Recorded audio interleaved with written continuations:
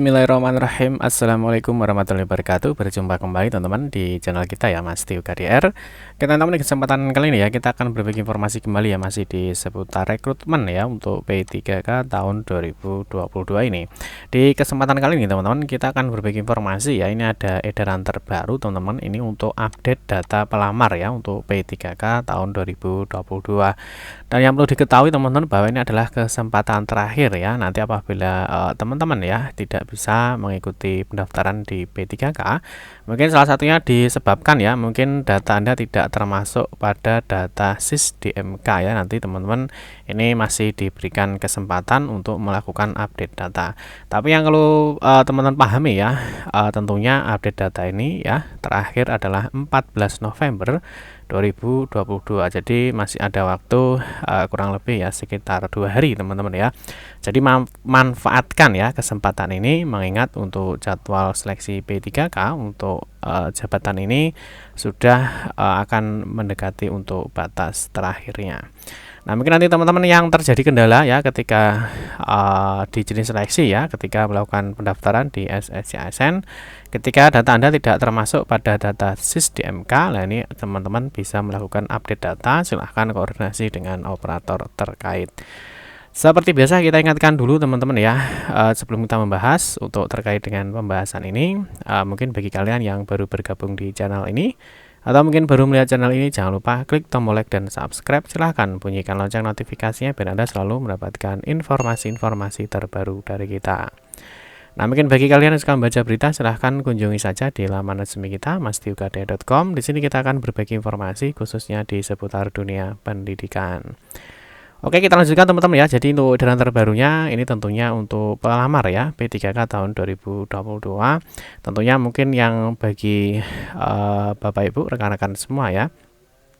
Ketika kemarin sudah pernah mengecek ya di laman ini kemkes.go.id ya, P3K 2022. Mungkin ketika teman-teman sudah memasukkan NIK ya dan juga memasukkan KAPTA ya, ketika cek di periksa data, nah mungkin ketika datanya tampil seperti ini ya, terdaftar sebagai calon pelamar P3K, tentunya teman-teman sudah tidak ada masalah lagi ya ketika melakukan pendaftaran di SSCSN. Atau mungkin teman-teman kalau sudah muncul seperti ini ya, tentunya teman-teman sudah memenuhi persyaratan ya. Salah satu persyaratan untuk bisa mengikuti seleksi P3K untuk jabatan kesehatan. Nah, terus bagaimana dengan yang seperti ini ya? Nah, ini yang masih banyak terjadi ya. Ini juga masih ada informasi bahwa banyak rekan-rekan itu sebenarnya sudah terdaftar ya di data Kemkes ya, tetapi ketika pengecekan data ini mungkin belum tampil ya, dan juga mungkin ketika melakukan pendaftaran di SSCSN ini terdapat informasi bahwa data Anda ini tidak termasuk pada data SIS DMK.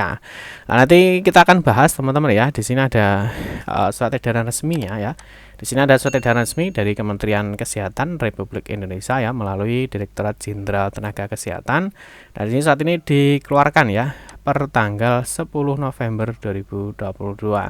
Nah, terkait dengan nomor DG ya .0101 F2443 2022. Di sini terkait dengan hal ya. Nah, di sini ada pemutakhiran data ya, atau update data ya.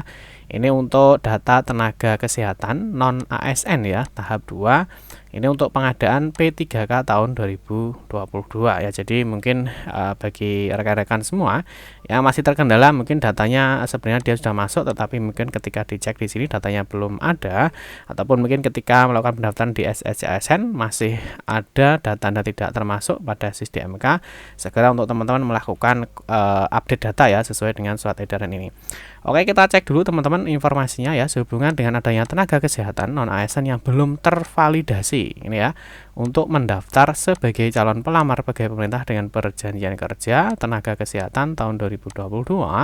Kami berharap Bapak atau Ibu kepala daerah dapat menugaskan ya pengelola data sistem informasi SDM kesehatan ya, atau SIS DMK di Dinas Kesehatan Provinsi, Kabupaten atau Kota dan seluruh fasilitas pelayanan kesehatan milik pemerintah daerah untuk melakukan pemutakhiran ya, atau update data ya. Nah, ini tenaga kesehatan non ASN. Hasil pemutakhiran data tenaga kesehatan non ASN diverifikasi dan divalidasi ya oleh Dinas Kesehatan Kabupaten atau Kota dan Provinsi dan dilaporkan kepada pejabat pembina kepegawaian atau PPPK di wilayah masing-masing.